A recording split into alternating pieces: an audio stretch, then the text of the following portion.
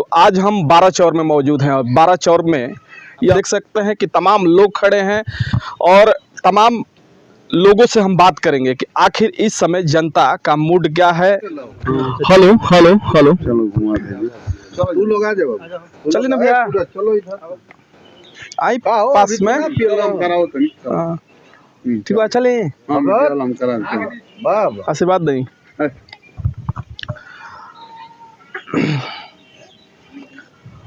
Ballia 72 Lok Sabha seat की अगर हम बात करें तो आज हम 12 चौर में मौजूद हैं और 12 चौर में यह पतार ग्राम सभा है और जनता का मूड जानने के लिए हम आप पहुंचे हैं पतार ग्राम सभा में। आप देख सकते हैं कि तमाम लोग खड़े हैं और तमाम लोगों से हम बात करेंगे कि आखिर इस समय जनता का मूड क्या है और अपना नेता चुनकर किसको जो है दिल्ली भेजने का आप काम करेंगे। तो किसको वोट करेंगे? नीरज शेखर। नीरज शेखर को भैया, ये हमारा सब कोई नीरज शेखर को वोट कर रहा था। सनातन पांडे भी मैदान में बढ़ा, नहीं सब लोग ऐसे, ललन सिंह यादव भी मैदान में बढ़ा। कोई भी यादव हो, कोई भी हो, पंडित जी हो, कोई से जातिवाद से हम लोग का कोई मतलब नहीं जी। हम लोग राष्ट्रीय हित में वोट करेंगे। अपना राम मंदिर जैसे कार्य हो गया हम लोग के सामने देखते हुए हम लोग तो अग्निवीर वाला भी जो है भारतीय जनता पार्टी का ही है। ठीक है, हर चीज जो भी करेंगे वो लोग गलत काम नहीं करेंगे, इसलिए हम लोग उन लोग के साथ हैं, साथ में है। क्या कहेंगे भैया आप? मैं यही कहूँगा कि 72 लोकसभा सीट से नीरज शेखर इस बार तो जीत ही रहे हैं और ऊपर से मोदी जी इस बार 400 पार कंप्लीट करके ही रहेंगे, वो भी एकदम वादा है आप? वादा है और तीसरी बार एकदम कंफर्म है ये चीज़। और भारतीय जनता पार्टी राजनीति की रोटी नहीं सेकती है, वो सेवा करती है और सेवा करती है कि जनता को जो चीज़ चाहिए वो डायरेक्ट देती है। और बीच में जो दूसरे राजनीति पहले थे बीच में ही खा के ख़त्म कर दिए सब कुछ, वो चीज़ें सब खत्म हो चुकी हैं। अब जनता तक डायरेक्ट जो भी पहुंचता है कोई भी चीज़ जनता तक चली जाती है। लेकिन भैया जैसा आपने कहा कि जो है अगर प्रधानमंत्री जी की बात करें तो प्रधानमंत्री जी बार बार दावा कर रहे हैं कि 400 सीट, आप भी कर रहे हैं कि 400 सीट जो है हम लोग ला कर रहेंगे। विपक्ष जो है आरोप लगा रहा है कि हम जो है सरकार बनने नहीं देंगे। विपक्ष के पास कोई मुद्दा है ही नहीं, क्योंकि जो जनता को ये चाहिए पहले सुरक्षित, हमारे हित में राष्ट्र भी सुरक्षित में है हमारी और हम भी सुरक्षित में हैं, इसलिए हम भाजपा को चुन रहे हैं। और कोई भी आम आदमी कोई भी हो इंसान वो इसलिए चुन रहा है भारतीय जनता पार्टी को। भारतीय जनता पार्टी को जी। तो क्या आप भारतीय जनता पार्टी के? हाँ जी।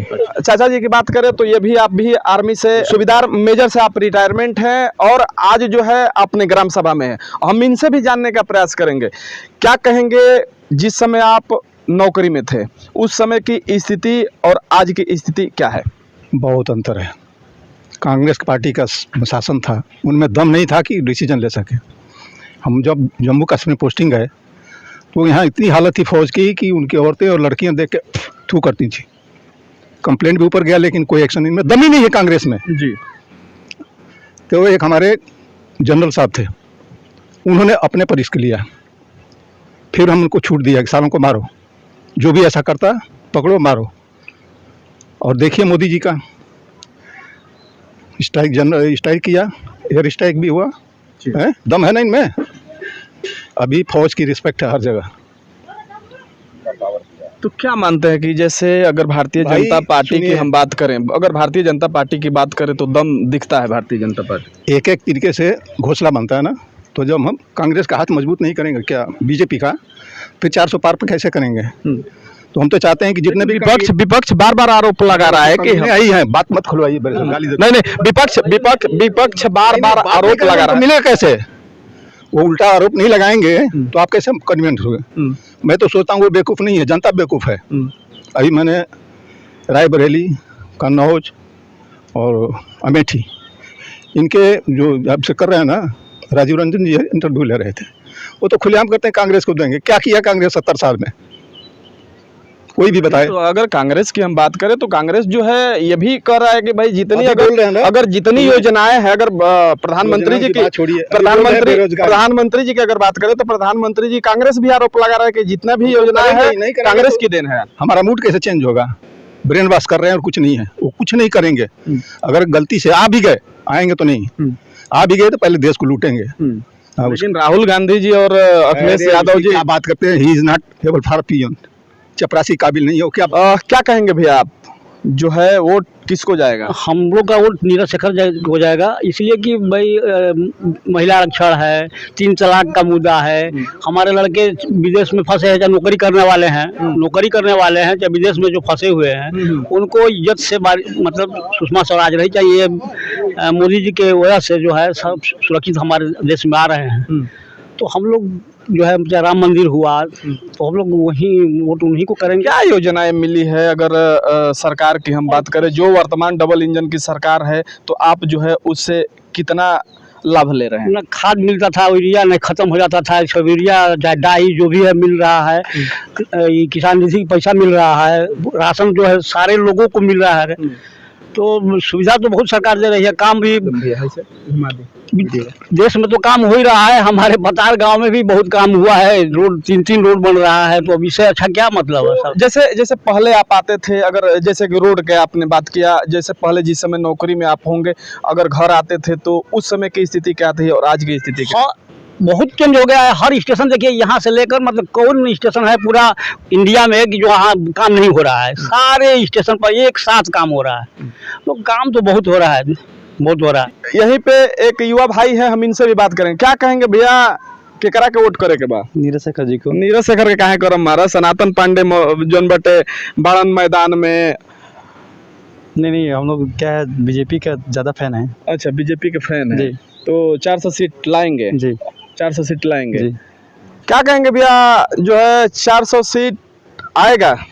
देखिए, पहली चीज़ मैं एक बार आपको बता दूं, मुझे अपने डबल इंजन की सरकार पर पूरा भरोसा है, और हमारे जो यहाँ के सांसद नीरज शेखर जी जो हैं, युवा नेतृत्व है और बहुत ही सरल स्वभाव के, मतलब एक प्रकार से सरल स्वभाव के नेता हैं, और उनके सामने अपनी कोई भी बात जनता जाकर अपनी बात कह सकती है, और उनके अंदर मतलब ये है कि वो मतलब सब मिलनसार टाइप के हैं, मतलब किसी भी व्यक्ति से मिलना जुलना, और यहाँ के जो भी प्रतिनिधि मतलब जनता जो उनके सामने अगर अपनी बात को कोई रखना चाहेगी तो उनके सामने बहुत सरल तरीके से पहुँचा सकती है। और बाकी हमें अपने डबल इंजन की सरकार पर पूरा भरोसा है। नीरज शेखर जी भी पहले सपा में थे। नीरज शेखर जी सपा, ये तो राजनीति क्या लगता है कि सत्ता का जो है मोह, सत्ता का जो है लाभ हर किसी को चाहिए? नहीं, देखिए, नीरज शेखर जी वो सपा में थे, लेकिन वो सपा की जो सरकार थी वो उस समय सरासर लोकतंत्र का हनन हो रहा था। तो अभी जो डबल इंजन की सरकार है, चारों ओर पूर्ण रूप से विकास का कार्य सही तरीके से हो रहा है। अभी देखिए, अभी हम लोग के गांव नहीं, हर ग्राम सभा में पूरे भारत में ये मिशन जल शक्ति के तहत जो है कि 1000 फीट से नीचे का पानी आ रहा है और हर घर घर सप्लाई हो रही है। फिर राजीव गांधी ग्रामीण विद्युतीकरण योजना, फिर उसके बाद पंडित दीनदयाल ग्रामीण विद्युतीकरण योजना, बहुत सारी ऐसी योजनाएं आई हैं जो मतलब बहुत ये डबल इंजन की सरकार मोदी जी के कार्यकाल में क्रियान्वित हुई हैं। और हमारे जो नेता हैं, शीर्ष नेतृत्व है, उन्हें हम पर पूरा भरोसा है। क्या कहेंगे आप, तो जो है पुलिस की सेवा करके आज जो है रिटायरमेंट होकर घर पर हैं, उस समय की स्थिति के बारे में हम जानना चाहेंगे। जिस समय आप नौकरी पर थे, आज जो है रिटायरमेंट होकर अपने बीवी बच्चों के पास जो है समय व्यतीत कर रहे हैं, क्या कहेंगे उस समय की स्थिति? उस समय और इस समय में कोई तुलना नहीं है जी। उस समय की बात कुछ और थी, इस समय सब कुछ ठीक ठाक चल रहा है 10 साल से। और जब से सरकार आई है तब से हर तरह चौगिरदा विकास हो रहा है, रोड से लेकर स्टेशन से लेकर हर जगह, और सब सुविधाएं गरीब अमीर सबको मिले जिस तरह के जो है। सबसे बड़ी बात कि देश हित में काम कर रहे हैं लोग, और जब देश हित रहेगा तभी हम भी रहेंगे। जी। तो क्या सुविधाएं, अगर मान लीजिए कि सुविधा की अगर हम बात करें तो पार्टी जो है डबल इंजन की सरकार बहुत सारी सुविधाएं मुहैया कराई है, लोगों तक कौन कौन सुविधाएं पहुंची है, आप तक क्या सुविधाएं पहुंची है, क्या कहेंगे? सबसे बड़ी बात जो 5 लाख का दे रहे हैं ये गरीबों के लिए, तो सबके लिए कार्ड बनवा दिए इलाज के लिए, ये बहुत बड़ी सुविधा है, ये जान लीजिए। इसी तरह से बहुत सुविधाएं हैं। हाँ। क्या कहेंगे चाचा जी, आज जो है आप किसको वोट करेंगे? हम वोट करेंगे बीजेपी को। अच्छा, बीजेपी के काहे वोट करो? ये खाते कि चौमुखी विकास कर रहे हैं लोग जी। डबल इंजन की बार बार सब लोग कह रहे हैं, तो डबल इंजन का कोई परिवार नहीं है। ये लोग चोरी करेंगे, उल्टा सीधा कमाएंगे अपने परिवार के लिए, और मोदी का योगी का कोई परिवार नहीं है। Double engine Bharatiya Janata party को ही बोला जाता है। हाँ हाँ बोला जाता है, हम भी जानते हैं जी। तो इसीलिए बता दीजिए कि उन लोगों का कोई परिवार नहीं है और ये लोग लूटेंगे तो अपने परिवार को देंगे और लोगों का कोई परिवार नहीं तो लूटेंगे कहाँ से।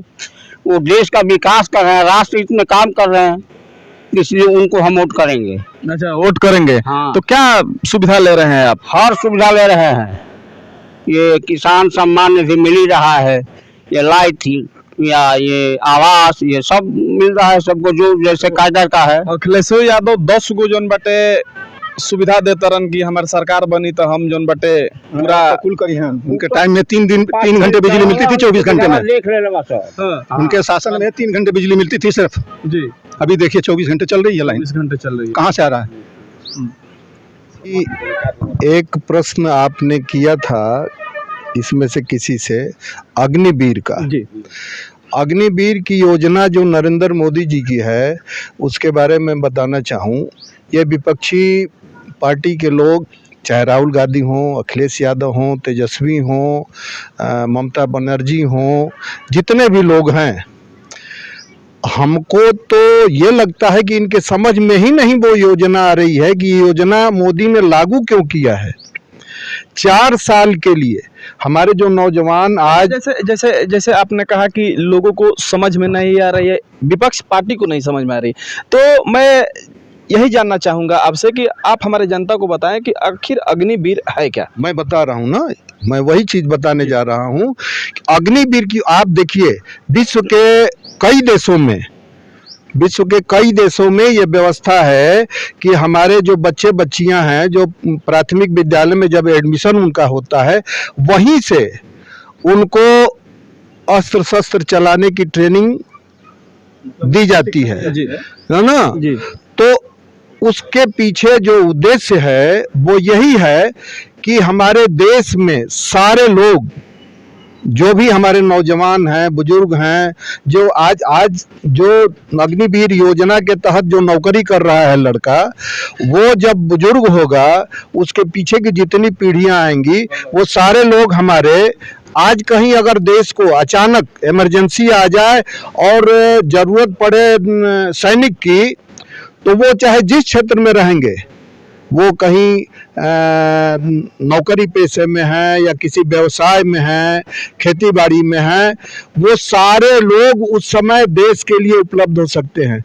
मोदी की दृष्टि वहाँ है कि हम सारे लोगों को इस तरह की शिक्षा दें कि वो हमेशा अपने देश के लिए तैयार रहें। 4 साल की योजना, केवल ये कह रहे हैं लोग कि हम 4 साल की योजना को आएंगे तो बदल देंगे। अरे भैया, पहले इसको समझो कि ये योजना आई क्यों है। 4 साल जो बेरोजगार नौजवान घूम रहा है रोड पे, उसको 4 साल के लिए तो मिल गई गारंटी, 4 साल वो नौकरी करेगा। उसके बाद उसमें व्यवस्था है कि अगर ये सेना में रखने के लायक है तो वो सेना में ही उसकी अस्थायी नियुक्ति हो जाएगी।